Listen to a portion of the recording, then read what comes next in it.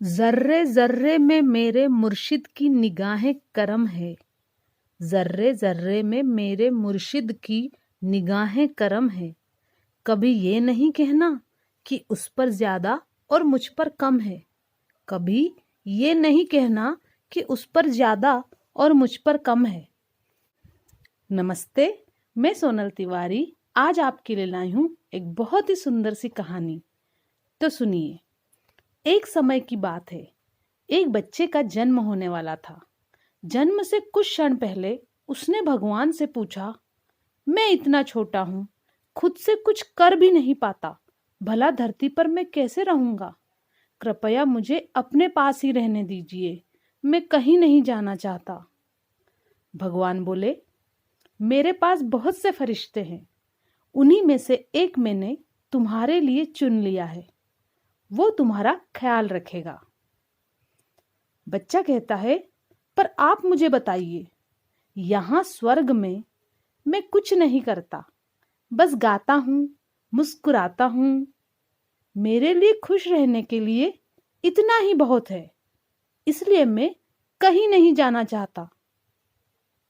भगवान कहते हैं, तुम्हारा फरिश्ता तुम्हारे लिए गाएगा और हर रोज तुम्हारे लिए मुस्कुराएगा भी, और तुम उसका प्रेम महसूस करोगे और खुश रहोगे। बच्चा कहता है, जब वहां लोग मुझसे बात करेंगे तो मैं समझूंगा कैसे? मुझे तो उनकी भाषा ही नहीं आती।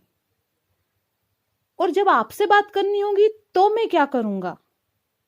भगवान कहते हैं, तुम्हारा फरिश्ता तुमसे सबसे मधुर और प्यारे शब्दों में बात करेगा, और बड़े धैर्य और सावधानी के साथ तुम्हारा फरिश्ता तुम्हें बोलना भी सिखाएगा, मुझसे बात करना भी सिखाएगा, हाथ जोड़कर प्रार्थना करना सिखाएगा।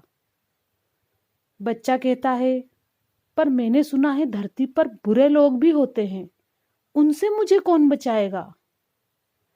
भगवान कहते हैं, तुम्हारा फरिश्ता तुम्हें बचाएगा, भले ही उसकी अपनी जान पर खतरा क्यों ना आ जाए, पर तुम्हें वह जरूर बचाएगा। तुम इसकी चिंता बिल्कुल भी मत करो। उस वक्त स्वर्ग में असीम शांति थी, पर पृथ्वी से किसी के कराहने की आवाज आ रही थी। बच्चा समझ गया कि अब उसे जाना है, और उसने रोते रोते भगवान से पूछा, हे भगवान, हे ईश्वर, अब तो मैं जाने वाला हूं और मैं जा रहा हूं, कृपया मुझे उस फरिश्ते का नाम बता दीजिए। भगवान बोले, फरिश्ते के नाम का कोई महत्व नहीं है, बस इतना जानो कि तुम उसे मां कहकर पुकारोगे। बस इतना जानो कि तुम उसे मां कहकर पुकारोगे। तो दोस्तों, ये फरिश्ता सभी के जीवन में होता है, सबके जीवन को संवारता है। ये फरिश्ता सारे दुखों को सहन करके हमें खुशियां एवं सुख देता है।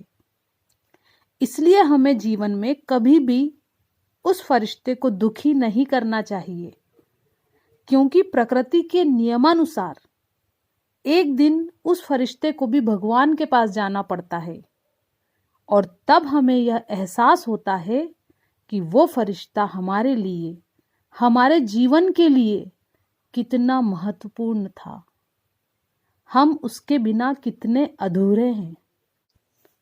अंत में इतना जरूर कहूंगी कि हम सभी को अपने माता पिता का आदर करना चाहिए, उन्हें कभी भी दुखी नहीं करना चाहिए, क्योंकि हम उनका ऋण जिंदगी भर नहीं चुका पाएंगे।